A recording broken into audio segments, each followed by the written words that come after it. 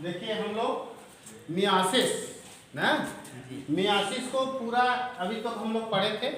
ठीक, अब क्या करेंगे कि इसको अच्छे से पूरा ऐसा समराइज कर दे रहे हैं। ठीक है, और वीडियो भी डाल देंगे और इसको तो अच्छे से मालूम हो जाएगा। जिसको अगर कोई कंफ्यूजन हो रहा है, क्योंकि थोड़ा सा कठिन टॉपिक है ना, तो अगर कोई किसी को दिक्कत है तो उसको फिर देख के अपना क्या करेगा, हाँ क्लियर कर लेगा।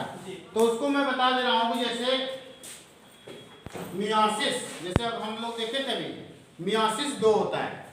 मियासिस में दो माने मियासिस होता है दो बार होता है, मियासिस फर्स्ट और मियासिस सेकेंड। मियासिस फर्स्ट में मैं बताया था, ठीक है, कि जो मियासिस फर्स्ट में होता है पहले एक 2n कोशिका या n कोशिका में विभाजित होती है। उसमें भी मियासिस फर्स्ट में भी कैरियोकाइनेसिस और साइटोकाइनेसिस होता है। कैरियोकाइनेसिस कई भागों में विभाजित है, प्रोफेज 1, मेटाफेज 1, फिर एनाफेज 1, टेलोफेज 1 और साइटोकाइनेसिस। ठीक है, तो प्रोफेज 1 सबसे लॉन्गेस्ट फेज होता है। इसमें कौन सा? प्रोफेज 1 लॉन्गेस्ट फेज होता है। प्रोफेज 1 में बताए थे ये 5 स्टेज में डिवाइड किया गया। Leptotene, zygotene, pachytene, diplotene, diakinesis. इसको याद करने के लिए भी मैं बताया कि लैला जरा पानी दे दो, या तो लता जरा पानी दे दो। लता, लेप्टोटीन, जरा, जाइगोटीन, पैक्टिन, हाँ पानी दे दो, डिप्लोटीन, डायाकाइनेसिस। ठीक है, दे दो, किसी से भी मांगो। ठीक है, लता से मांगो या लैला से मांगो, लेकिन मांगना है। ये आपका ये क्वेश्चन भी पूछा जाता है नीट में। नीट में क्वेश्चन भी पूछा जाता है इससे कि तुम्हारा, अब देखो ऐसा ना बोलो कि कुछ लोग सोचते हैं कि मेरी भी आवाज़ आ जाएगी, डिस्टर्ब ना करो। ठीक है, सुन लो, तुम लोगों को भलाई के लिए ही है सब ना। तो उसमें देखिए क्या होता है आपका कि इसका सीक्वेंस पूछता है, क्रम, नीटेशन में किस क्रम में आपका ये होता है। तो एकदम याद रखिएगा, लेप्टोटीन, जाइगोटीन जो फार्मूला बताए हैं उस फार्मूला से भी आपको हाँ याद हो जाएगा। तो देखिए, और फिर जो मियासिस सेकेंड है उसमें भी कैरियोकाइनेसिस और आपका क्या होता है, साइटोकाइनेसिस होता है। कैरियोकाइनेसिस को prophase second, metaphase second, anaphase second और टेलोफेज सेकेंड में बांटते हैं। ये तो है आपका, ये लेप्टोटीन, जाइगोटीन, पैक्टिन, डिप्लोटीन, डायाकाइनेसिस, ये प्रोफेज फर्स्ट है। ये सब क्या है? प्रोफेज फर्स्ट है। फिर इसके बाद मेटाफेज फर्स्ट, एनाफेज फर्स्ट, फिर टेलोफेज फर्स्ट है। ठीक, उसके बाद साइटोकाइनेसिस हो जाएगी। फिर मियासिस सेकेंड पूरा होगी, मियासिस सेकेंड शुरू होगी। मियासिस सेकेंड में क्या होगा आपका? Prophase second, metaphase second, anaphase second, telophase second, फिर साइटोकाइनेसिस होगी। ठीक है, तो मियासिस में क्या है, यह एक पेरेंट सेल है। इस पेरेंट सेल से एक कोशिका से आपका 4 डॉटर कोशिका बनती है, जबकि माइटोसिस में एक पेरेंट कोशिका से 2 ही कोशिका बनती है। ठीक है, और आप इसमें देख रहे हैं मियोसिस में कि एक कोशिका से जो 4 डॉटर कोशिका बनी है, 4 डॉटर कोशिका बनी है, इनमें गुणसूत्रों की संख्या आधी है पेरेंट सेल से। जबकि माइटोसिस में जो डॉटर सेल बनती है उसमें गुणसूत्रों की संख्या जो होती है बराबर होती है पेरेंट सेल से, माइटोसिस में। ठीक है, क्यों ऐसा होता है? क्योंकि माइटोसिस में बताया था ना, माइटोसिस में एक बार डुप्लीकेशन हुआ सभी मटेरियल का और उसको 2 भागों में बांट दिया। यहाँ 4 कोशिकाओं में बांटा जा रहा है एक बार डुप्लीकेशन करके। ठीक है, एग्जाम्पल भी मैं बताया था कि एक बाप है, उसके कितने लड़के हैं? 2। तो बाप के पास कितना जमीन है? 2 बीघा। तो वो क्या करेगा, वो चाहेगा कि मेरे लड़के के पास भी 2 बीघा हो, तो 2 बीघा क्या करेगा? खरीदेगा। तो 4 बीघा हो गया, तो 2 में बांट दिया तो 2-2 बीघा बराबर हो गया। लेकिन अगर उसके पास 4 लड़के हैं और उसके पास 2 बीघा है, एक बार 2 बीघा खा लिया, खरीद लिया, तो कितना हो गया? 4 बीघा। वो तो चारों में बांटेगा तब एक ही होगा ना, तो आधा हो गया। उसके जितनी संपत्ति बाप के पास थी उसके पास कितनी हो गई? आधी हो गई। तो उसी तरह से यहाँ पे भी होता है, सेल साइकिल में भी। सेल साइकिल में बताए थे, सेल साइकिल में इंटरफेज होता है, इंटरफेज में G1 S और G2 और एक माइटोटिक फेज होता है, डिवीजन फेज। तो इंटरफेज में कोशिका क्या करती है, अपने सभी कंपोनेंट को दुगना करती है। क्या करती है?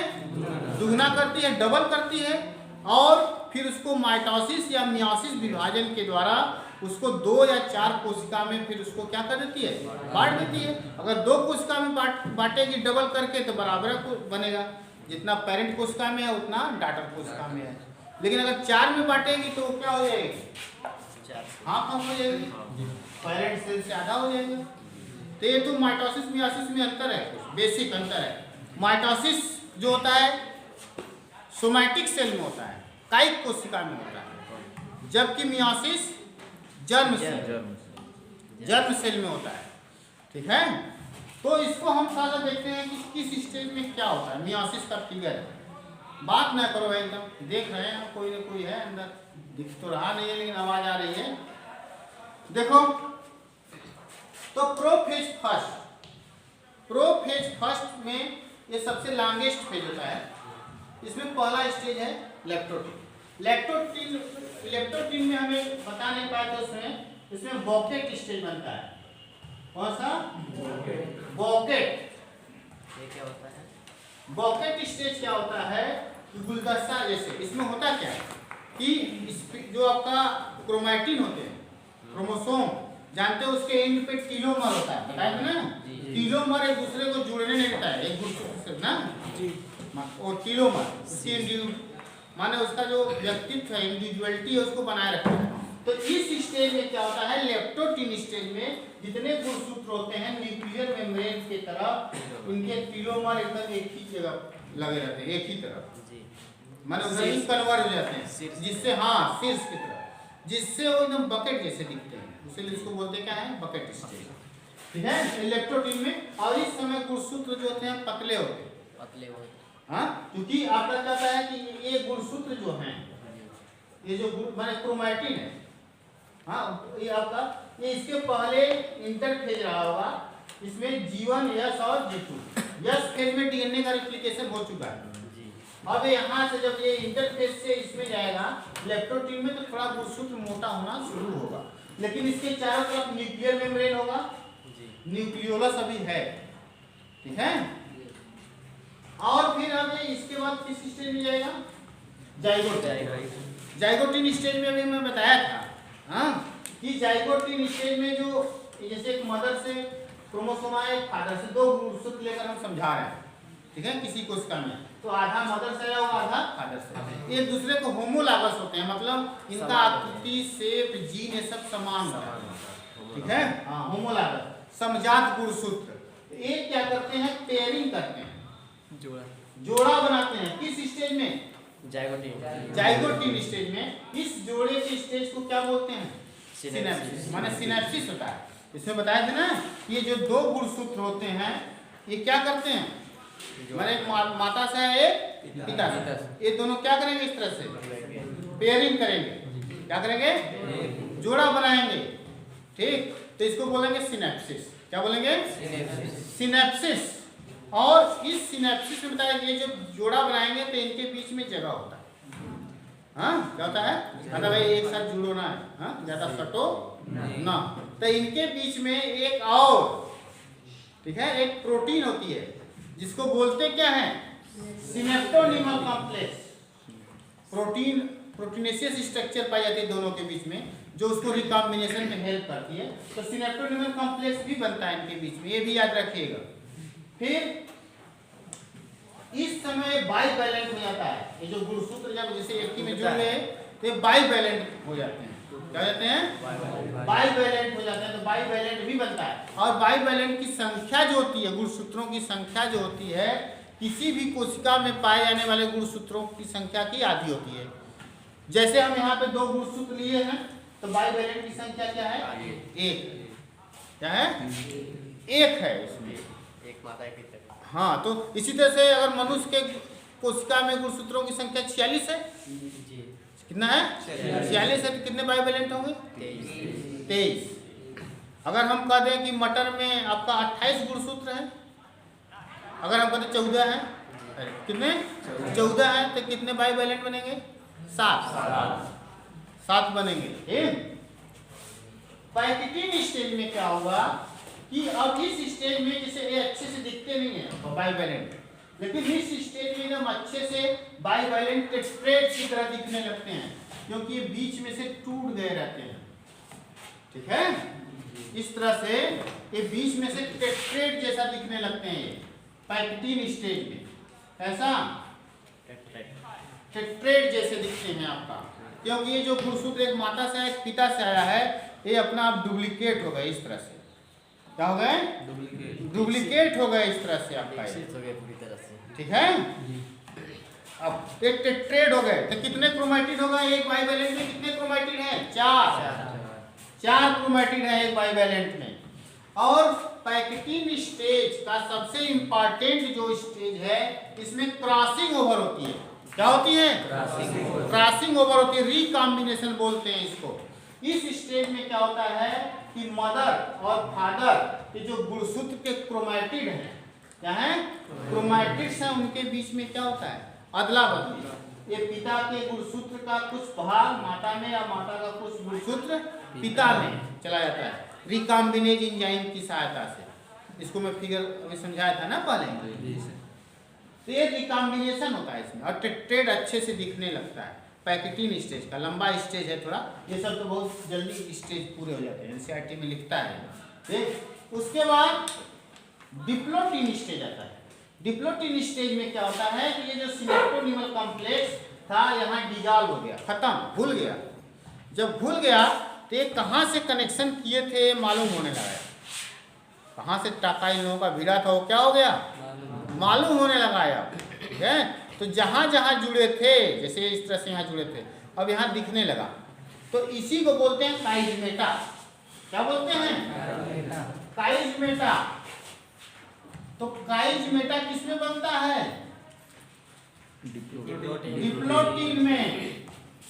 काइजमेटा इसमें विजिबल होता है, एकदम अच्छे से दिखने लगता है। जहाँ पे जहाँ क्रॉसिंग ओवर हो चुकी होती है वहाँ पे गुणसूत्र जो होते हैं क्रॉस बनाए रखते हैं। कैसे बनाए रखते हैं? वही काइजमेटा कहलाता है, डिप्लोटिन।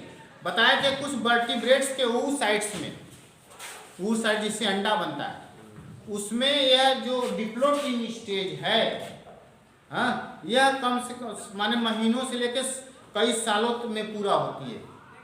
बताया तो ना कि जैसे ह्यूमन में, मनुष्य के केस में आपका जब फीटस कहाँ होता है? माँ के पेट के अंदर होती है, फीमेल। अगर कोई लड़की, फीटस कोई लड़की है तो उसके माँ के जब वो पेट में रहेगी तो उसके अंडाशय में, किसके अंडाशय में? माँ के अंडाशय में कि बच्ची के? बच्ची के अंडाशय में ये मियोसिस शुरू हो जाता है। ठीक है, और वो डिप्लोटिन स्टेज में आके रुक जाती है, अरेस्ट कर जाती है। ठीक है, और ये तब तक अरेस्ट की रहती है जब बच्ची का जन्म हो जाएगा, वो 12-13 साल की हो जाएगी। जब प्यूबर्टी आएगा, यौना प्रारंभ होगा, क्या होगा? यौना प्रारंभ होगा, तब फिर मियोसिस शुरू होगा और उसकी एमसिस शुरू होगी। ठीक है, मेंस्ट्रुअल साइकिल शुरू होगी, ब्लीडिंग होना शुरू होगा। तब से मतलब 13-14 साल एकदम अरेस्ट थी। इस स्टेज में, डिप्लोटिन स्टेज। ठीक, इससे यही क्वेश्चन पूछा है कि इस स्टेज में कौन सी घटना घटती है। ये आपको याद होना चाहिए, ये बहुत ही इंपॉर्टेंट है। माइटोसिस, मियोसिस, आपका 11-12 जब जहाँ तक जाएंगे सब जगह समझ में आपको। इससे पढ़े रहोगे, अगर रहेगा तो तुमको कोई थोड़ा सा भी कंफ्यूजन है तो उसको देख सकते हो। ठीक है, देखो फिर डायाकाइनेसिस। डायाकाइनेसिस में क्या होता है कि जहाँ पे काइजमा बना रहता है, क्या जो काइजमा जैसे यहाँ बना है, जब एक हाँ क्रॉस यहाँ बना है, काइजमेटा ना, अब ये ऊपर ऐसे तुम्हारा टर्मिनाइजेशन होगा, ये सिरे पे जाएगा। जो बाइंडिंग यहाँ थी काइजमेटा की वो सिर पे है, तो इसमें टर्मिनाइजेशन आप क्या? काइजमेटा। ठीक है, किसमें? डायाकाइनेसिस। ठीक है, और ये जान रहे डायाकाइनेसिस प्रोफेज फर्स्ट का लास्ट स्टेज है। और आप जानते हैं प्रोफेज फर्स्ट के लास्ट स्टेज तक, ठीक है, ये आपका क्या होता है? न्यूक्लियर मेम्ब्रेन से एकदम खत्म हो जाता है, न्यूक्लियोलस डिसअपीयर हो जाता है। और ये सब सेंट्रियोल होता है या अपोजिट पोल पे चला गया रहता है। स्पिंडल फाइबर बन जाते हैं। क्या बन जाते हैं? स्पिंडल फाइबर बन जाते हैं। ठीक, अब डायाकाइनेसिस के बाद कौन आएगा? मेटाफेज फर्स्ट के समय ये जो आपका ये टेट्रेड है, ये इसको क्या बोलोगे? टेट्रेड या बाई है, क्योंकि दो टेट्रेड में क्या है? दो गुणसूत्र हैं और क्रोमैटिड कितने हैं? चार, इसीलिए इसको बोलते हैं टेट्रेड। क्या बोलते हैं? टेट्रेड, चार हैं। ये आपका इक्वेटर पे अरेंज हो जाएंगे। कहाँ अरेंज हो जाएंगे? इक्वेटर पे अरेंज हो जाते हैं। और स्पिंडल फाइबर जो होता है काइनेटोकोर सेंट्रोमियर से जुड़ जाता है। और एकदम याद रखिए, एक ही तरफ जुड़ता है, गुणसूत्र के और सेंट्रोमियर के एक ही तरफ जुड़ता है, जबकि माइटोसिस में दोनों तरफ जुड़ता है। माइटोसिस के केस में ऐसा होगा, ये गुणसूत्र है, इस गुणसूत्र के दोनों सेंट्रोमियर के दोनों तरफ जुड़ेगा, जबकि इस केस में यहाँ पे मियोसिस के मेटाफेज फर्स्ट में एक ही तरफ जुड़ेगा। एनाफेज के समय क्या होगा कि इसमें कॉन्स्ट्रिक्शन होने के कारण स्पिंडल फाइबर के अलग-अलग ये इधर खींचेगा इधर, जिससे जो गुणसूत्र जो पेयर बनाए थे वो अलग-अलग हो। ठीक है, इसको बोलते हैं disjunction of chromosome. Disjunction of chromosome मतलब क्रोमोसोम का अलग होना, गुणसूत्र अलग हो रहे हैं। अगर यहाँ पे अलग नहीं हुए सही से तो बहुत परेशानी उत्पन्न करेंगे। जैसे जब ये यहाँ से अलग होगा, एक इधर जा रहा है इधर, तो यन और यन हो गया ना, बताएंगे भैया, ये इधर चला गया इधर चला गया। और टेलोफेज के समय एनाफेज में क्या हो गया, जो क्रोमोसोम अलग हुए हैं, यहाँ सेंट्रोमियर टूटा नहीं है, देख लीजिए एकदम याद रखिए, गुणसूत्र अलग हुआ, गुणसूत्र अलग हो गया। ठीक है, और जब ये क्या होगा आपका अपोजिट पोल पे जाएंगे और इसके बाद टेलोफेज फर्स्ट में न्यूक्लियर मेम्ब्रेन आ जाएगा, न्यूक्लियोलस आ जाएगा। ठीक है, स्पिंडल फाइबर ये सब खत्म हो जाएंगे। तो आप इस न्यूक्लियस की स्थिति को देखिए, ये यन हो गए, यन प्लस एक गुणसूत्र इसमें आ गया, एक इसमें आ गया, पेरेंट में दो था। अगर एक कंडीशन ये देखिए आप, अगर मान लीजिए यह आपका अंडे वाला अंडा बन रहा है, उस साइड है अंडा बन रहा है फीमेल में, अगर एक कंडीशन अगर मान लीजिए अंडे इसी से अंडा बनेगा, यह कंडीशन होती है कि ये दोनों गुणसूत्र इधर चले जाते हैं, तो ये यन की जगह पे 2n हो जाता है और ये 0 हो जाता है। यहाँ गुणसूत्रों की संख्या 2n 2 हो जाती है। ठीक है, माने 2 हो जाती है यन की बराबर। यन जो था ये 2 गुणसूत्र हो जाते हैं, यहाँ यन इक्वल टू क्या हो जाता है? 0। अगर यह अंडा किसी स्पर्म से मिले, किसी शुक्राणु से, ये भी यन है, ठीक है, तो ये इसका ये यन, तो इसके पास कितने गुणसूत्र हो जाए? 2 1 3, जबकि होना चाहिए था 2 ऐसा 2n। तो ये आपका माने तब अलग तरह का विकसित हो जाएगा। अभी डाउन सिंड्रोम पैदा हो जाता, क्या हो जाता? जैसे 12th में पढ़ोगे तुम लोग, अब पढ़े भी हो 12th वाले, तो इसमें जैसे आप देखेंगे डाउन सिंड्रोम में क्या होता है लक्षण, मुंह उसका क्या होता है? परमानेंटली खुला रहता है। ठीक है, मेंटली रिटार्डेड होते हैं। क्या होते हैं वो? मेंटली रिटार्डेड हो जाते हैं। जैसे ठीक है, इसके कंजेनाइटल बीमारी हो जाती है, ये मंगोलियन जैसे दिखने लगते हैं, जापानी जैसे, हाँ चेहरा इनका चौड़ा हो जाता है, बुद्धू जैसे हो जाते हैं, मतलब एक गुणसूत्र। और डाउन सिंड्रोम में 21वां गुणसूत्र के साथ ऐसा होता है, 21वां गुणसूत्र ना आपका अलग अलग नहीं हो पाता, एक ही पोल पे दोनों चला जाता है। हाँ, मतलब उनके अंदर दोनों के अंदर प्यार बहुत बढ़ जाता है 21वें गुणसूत्र के, वो अलग नहीं होना चाहते हैं, साथ चले जाते हैं, और साथ जाने के बाद एक लोगों की जिंदगी बर्बाद कर देते हैं, होता है नहीं? जिसमें अगर वो अंडा किसी, अगर मतलब 21 गुणसूत्र, अगर मान लो एक अंडा बना, अंडे में 21 गुणसूत्र की संख्या 1 होनी चाहिए, और उसमें हो गया कितना? 2। वह अंडा अगर एक शुक्राणु से मिलता है जिसमें गुणसूत्रों की 21वें गुणसूत्र की संख्या 1 है, और वह दोनों मिल के 21 गुणसूत्रों की संख्या कितनी हो गई इसमें? 3। कितनी? 3 हो गई। जैसे इसमें आप देखेंगे, इसमें दिखाता है कि ये देखिए कैरियोटाइप, इस लड़के का कैरियोटाइप दिखा रहा है कि पहला गुणसूत्र 2 है, एक माता से आया, एक पिता से आया है, ठीक है। दूसरा भी एक माता पिता से आया है। लेकिन अब जब 21वें गुणसूत्र पे आएंगे, यहाँ नीचे 21वें में 3 है। कितने हैं? 3 है। आना कितना चाहिए था? 2। तो ऐसे ही आया कि एक ही तरफ दोनों को खींच दिया, एक ही पोल पे, तो ऐसा अंडा बन गया जिसमें 21वां गुणसूत्र कितने हो गए?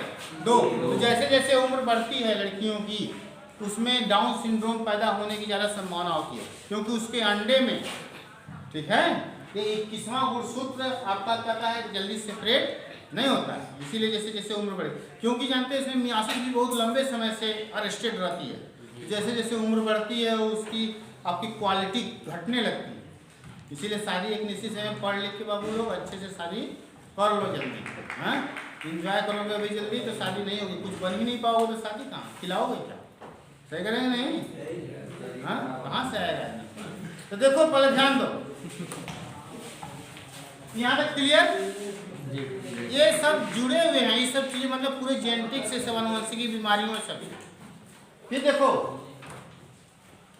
फिर एनाफेज हो गया, टीलोफेज तो बता दिए थे ना।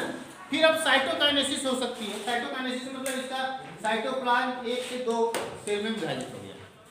Myiasis first complete. Myiasis first के लास्ट में एक कोशिका से 2 कोशिका बनी और गुणसूत्रों की संख्या आधी हो गई। एक तरह से रिडक्शन डिवीजन हुआ मियासिस फर्स्ट।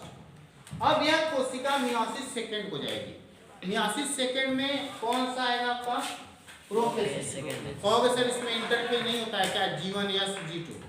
इसमें भी इंटरफेज एक तरह का होता है, माने टीलोफेज फर्स्ट और प्रोफेज सेकेंड के बीच में थोड़ा सा रेस्टिंग जो फेज होता है उसको हम बोलते हैं इंटरकाइनेसिस। क्या? इंटरफेज नहीं बोलते हैं, इंटरकाइनेसिस बोलते हैं। इस स्टेज में डीएनए का रेप्लिकेशन नहीं होता। प्रोटीन, बात ना करो भाई, प्रोटीन, न्यूक्लियोटाइड, ये सब बनेगा। इतने में तो एकदम याद हो जाना चाहिए तुम्हें, इतनी बार हम बता दिया। न्यूक्लियोटाइड ये सब बनेगा लेकिन डीएनए का रेप्लिकेशन नहीं होगा। हाँ, किसमें? पहले यहाँ तो होगा ना। बिना डीएनए रेप्लिकेशन के कोशिका विभाजन को कहाँ जाएगी? पहले वहाँ पर हो चुका था ना। हाँ, वहाँ एक बार तो हुआ ना, सेल साइकिल में आपका ये एक बार आपका इंटरफेज में डीएनए का रेप्लिकेशन हुआ है ना यहाँ। लेकिन जब मियासिस फर्स्ट और सेकेंड के बीच में जो स्टेज होता है, रेस्टिंग स्टेज, उसमें आपका डीएनए का रेप्लिकेशन नहीं होता है। अब यह कोशिका टीलोफेज के बाद साइटोकाइनेसिस न करके सीधे प्रोफेज सेकेंड में चली जाए या तो साइटोकाइनेसिस करके जाए, समझ रहे हो नहीं? अब इसके ऊपर है। तो अब मियासिस सेकेंड के प्रोफेज सेकेंड में जाए। प्रोफेज से अब मियासिस सेकेंड जो होता है एकदम माइटोसिस जैसा होता है, पढ़ाया गया है माइटोसिस में, ठीक है। प्रोफेज सेकेंड में क्या होता है कि इसमें वही आपका जो क्रोमैटिड है वो मोटा होना चालू होगा। क्रोमैटिड, हाँ, न्यूक्लियर मेम्ब्रेन लास्ट तक खत्म हो जाएगा, स्पिंडल फाइबर बन जाएंगे, ठीक है। और मेटाफेज सेकेंड में जो आपका ये क्रोमोसोम है कहाँ रह जाएगा? इक्वेटर पे, ठीक। स्पिंडल फाइबर क्रोमैटिड सेंट्रोमियर के दोनों तरफ जुड़ जाएंगे क्योंकि ये क्रोमोसोम है, जबकि ये बाइवैलेंट था, ठीक। ये जुड़ जाएंगे, क्लियर इतना? मेटाफेज सेकेंड के समय। एनाफेज सेकेंड के समय ये भी माइटोसिस के एनाफेज जैसा होगा। इन स्पिंडल फाइबर में कॉन्स्ट्रिक्शन होने के कारण ये आपका सेंट्रोमियर को तोड़ देंगे बीच में से, और यहाँ सेंट्रोमियर के बीच में से तोड़ने से, ठीक है, क्या होगा आपका? ये जो गुणसूत्र हैं ये अलग गुणसूत्र नहीं अलग होंगे, क्रोमैटिड अलग होंगे। यह क्रोमैटिड है, ये 2 यहाँ पे क्या है? क्रोमैटिड हैं।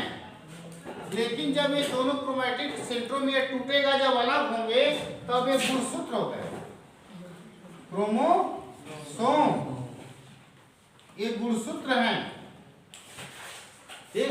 तब ये टूट जाएंगे अलग अलग। तो यहाँ और यहाँ में देख लो क्या अंतर है, एनाफेज फर्स्ट और एनाफेज सेकेंड। यहाँ पे क्रोमोसोम अलग हो रहा था और यहाँ पे क्रोमैटिड अलग हो रहा है। सेंट्रोमियर टूट रहा है, वहाँ सेंट्रोमियर नहीं टूट रहा था, फिर ये अलग अलग हो जाएंगे और अलग अलग पोल पे मूव करने लगेंगे एनाफेज सेकेंड के समय। और टेलोफेज सेकेंड में क्या होगा कि इनके चारों ओर क्या बन जाएगा, न्यूक्लियर मेम्ब्रेन, वही आपका जो वहाँ होगा आपका न्यूक्लियोलस आ जाएगा। क्या जाएगा, न्यूक्लियोलस के साथ, जिससे चार, इसमें दो न्यूक्लियस, इसमें दो न्यूक्लियस बन जाएंगे। और साइटोकाइनेसिस के बाद 4 सेल बन जाएंगे और इन चारों सेलों में 2 सेल देखेंगे फिर क्या होगा आपका रिकॉम्बिनेंट है। इसमें देखिए माता पिता दोनों के क्रोमोसोम जुड़े हुए हैं, ये दोनों पेरेंट जैसे हैं, एक माता और एक पिता जैसा। इस तरह से मियोसिस के एंड पे एक कोशिका से कितनी कोशिका बनी, 4 कोशिका बनी। हाँ, 2 नई माने 2 अपने नए कॉम्बिनेशन में बनी और 2 पुराने जैसे माता पिता थे वैसे ही। ठीक है, तो ये सब आपका क्या है, मियोसिस। साइकिल चक्र। हाँ, सेल साइकिल में मियोसिस था। ठीक, तो इतना तुम लोग देखो, इसमें किसी को समस्या हो तो बताइए। नहीं। ठीक।